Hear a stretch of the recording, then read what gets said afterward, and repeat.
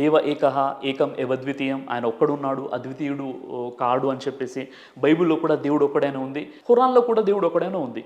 మరి దేవుడు ఒక్కడే అన్నప్పుడు ఆ ఒక్క దైవాన్ని ఎందుకు ఆరాధించట్లేదు? నిజంగా ఆ ఒక్క దైవాన్ని ఆరాధించేటటువంటి మతము ధర్మము ఏదైనా ఉందా, ఎవరైనా ఉన్నారని నేను ఏం చేశానంటే, ఎప్పుడైతే గుడికి వెళ్ళానో గుళ్ళో విగ్రహాలు ఉన్నాయి, ఏకదైవ ఆరాధన జరగట్లేదు, బహుదైవోపాసన జరుగుతుంది.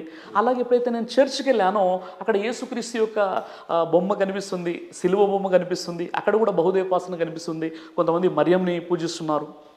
అలాగే ఎప్పుడైతే నేను దర్గాకి వెళ్ళిపోయానో దర్గాలో కూడా ఎవరో చనిపోయినటువంటి ఒక సమాధి యొక్క పూజ జరుగుతుంది.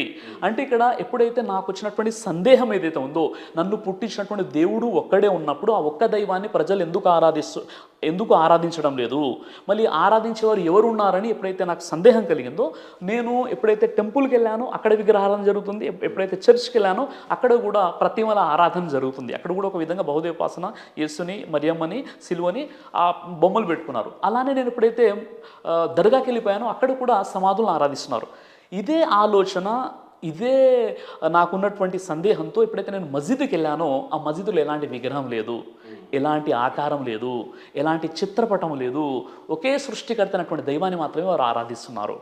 అప్పుడు నేను అనుకున్నాను, నిజంగా చెప్పాలి అంటే వేదాల ప్రకారంగా, బైబిల్ ప్రకారంగా, ఖురాన్ ప్రకారంగా పుట్టించినటువంటి దైవాన్ని ఆరాధించేటటువంటి వ్యక్తులు ఎవరైనా ఉన్నారు అంటే ఈ మస్జిద్లో ఆరాధించేవారే. కాబట్టి నేను ఆ మస్జిద్తో కనెక్ట్ అయిపోయాను. కానీ నాకెవరు కూడా మెయిన్ ఏంటంటే ఇస్లాం సందేశం ఎవరు ఇవ్వలేదండి. నాకు ఎవరు నన్ను కన్వర్ట్ అవ్వండి అని చెప్పలేదు. ఇప్పుడు కూడా నేను కన్వర్ట్ అవ్వలేదు, నేను రివర్ట్ అయ్యాను. అంటే సనాతన ధర్మం, ఏ ధర్మం అయితే వేదాలలో బోధించడం జరిగిందో, ఏ ధర్మం అయితే బైబిల్లో బోధించడం జరిగిందో, ఏ ధర్మం అయితే ప్రవక్త ముహమ్మద్ సల్లల్లాహు అలైహి వసల్లం వారికి ఖురాన్ రూపంలో ఇవ్వడం జరిగిందో ఆ ధర్మాన్ని నేను తెలుసుకున్నాను. అంటే నేను రివర్ట్ అయిన తర్వాత నేను కన్వర్ట్ అవ్వలేదు.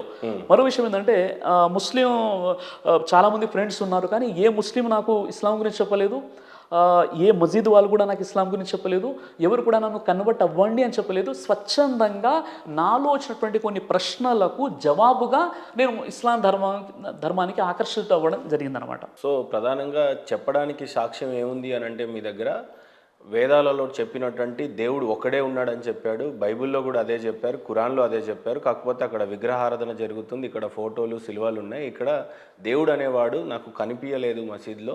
కరెక్ట్గా ఏ రకంగా అయితే నేను అనుకున్నానో దేవుడిని అదే రకంగా ఆరాధన జరుగుతుంది, కాబట్టి నేను మతం మారాను అని అంటున్నారు. అంతేగాని లేఖనాలలో కానీ ఏదైనా అధ్యయనాల్లో కానీ ఎక్కడైనా మిమ్మల్ని బాగా అట్రాక్ట్ చేసి మీ సాక్ష్యాన్ని చాలా ప్రాపర్గా లాంచ్ చేయాలి అని అంటే మీరేం చెప్తారు? సరే, ఇప్పుడు నేను మళ్ళీ అదే చెప్తున్నాను, నేను ఇక్కడ మత మార్పిడి చేసుకోలేదు, నేను సనాతన ధర్మంలోనే ఉన్నాను. ఏ ధర్మం అయితే వేదాల ప్రకారంగా, ఏ ధర్మం అయితే బైబిల్ ప్రకారంగా, ఏ ధర్మం అయితే ఖురాన్ ప్రకారంగా, అంటే ఏ దేవుడైతే ఆది నుండి కూడా ప్రవక్తలకు ఇస్తున్నటువంటి ధర్మం ఉందో ఆ ధర్మాన్ని నేను తెలుసుకున్నాను. అంటే నేను రివర్ట్ అయ్యాను తర్వాత తప్ప నేను కన్వర్ట్ అవ్వలేదు. గజేంద్రుడు అన్నాడు, నాహం కలేబర సస్యాత్ ప్రాణార్థం మధుసూదన. వేదవ శరీరం ఉంటుందా స్వామి? ఇప్పుడు రక్షించావు నువ్వు, కానీ ఎప్పటికీ పడిపోతుంది కదా. నువ్వు ఇందాక అడిగి ఎవడో వేసేస్తాడని, ఎవడో వేసేస్తాడు? ఎవడన్నా అనుకుంటే వేసేస్తాడు ఏంటి? ఆయన అనుమతి ఉండాలి కదా. ఈ భూమి మీద మనం ఎన్ని శ్వాసలు తీసుకోవాలో మనకి లెక్క ఉంటుంది, అది అయిన తర్వాత వెళ్తాం. అంతేగాని ఎవరు ఏదో చేస్తే ఆయుష్ మధ్యలో పోవడం అది ఉండదు. మన టైం అయినప్పుడే వస్తుంది అంతే. కాబట్టి మనం భగవంతుడి పట్ల విశ్వాసం ఎంత స్ట్రాంగ్గా ఉండాలంటే రామదాసు గారికి ఉన్నట్టు ఆయన తొడగొడి చెప్తాడు, తక్కువేమి మనకు రాముండొక్కడుండు వరకు. అలా గజేంద్రుడు ఎందుకు పిలిచావంటే, నాహం కలేవరస్య స్యాత్ ప్రాణార్థం మధుసూదన. స్వామి, నేను ఈ ప్రాణం కోసం, ఈ శరీరం కోసం, కలేబరం ఇది, దీనికోసం పిలవలేదు, మరి ఎందుకు పిలిచావు? సాయంత్రం అలా వచ్చాను స్వామి. ఆయనకి ఎంతమంది ఫాలోవర్స్ తెలుసా? మా నాన్నగారు చెప్పేవారు, 10,00,00,000 కరణీనాదుండనైన నాకా ఈ దుర్గతి అంటాడు. ఏంటి, 10,00,00,000 ఏనుగులు ఉన్నాయి, అందులో వైఫ్స్, సర్వెంట్స్, పిల్లలు, అందరూ. అలాంటిది నాకు అయి పరిస్థితి. మరి పట్టుకుంది అది. ఇలా చూశాడు, బోల్డ్ మంది ఉన్నారు, కానీ ఎవరైనా కింద దిగుతారా? ఎవరు రాలే.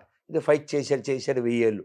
ఇప్పుడు ఎందుకు అసలు దిగావు అంటే చెప్పాడు, అదే బయటకు వచ్చాను, ఈవినింగ్ వాక్, చెరువు కనపడింది, చెరువులో కమలాలు కనపడ్డాయి, నీకు ఒకటి ఇద్దాం అని దిగా. కమలం పట్టుకున్నా, ఇది నన్ను పట్టుకున్నా, ట్రై చేశా, ఈ కమలం నీకు ఇవ్వాలి, నేను రాలేను కదా, నేను రాలేను, అందుకని నిన్ను పిలిచాను స్వామి. చాలా గొప్ప సందేశం అది. ఇంత గొప్ప విషయం. భగవంతుడిని ఎందుకు పిలవాలంటే ఆయనకి పూజించడానికి, ఆయన్ని అర్చించడానికి. అంతేగాని పొద్దున్న లేచి give me my bread, daily bread అడుకోనక. ఉమ్. నిన్ను అడిగే రంగు వేసాడా, నిన్ను అడిగే ముక్కు ఈ లుక్కు పెట్టాడా, కాబట్టి నువ్వు అసలు అడగక్కర్లేదు. అంటే భగవంతునికి తెలుసు ఎప్పుడు ఏం చేయాలి. తెలుదా? ఉమ్. సర్వతప్పానిపాద అంటారు. అంటే ఏమిటి? అన్ని చోట్ల సర్వతోముఖ, అన్ని చోట్ల ముఖములు ఉన్నవాడు, అన్ని చోట్ల కాళ్ళు ఉన్నవాడు, అన్ని చోట్ల చేతులు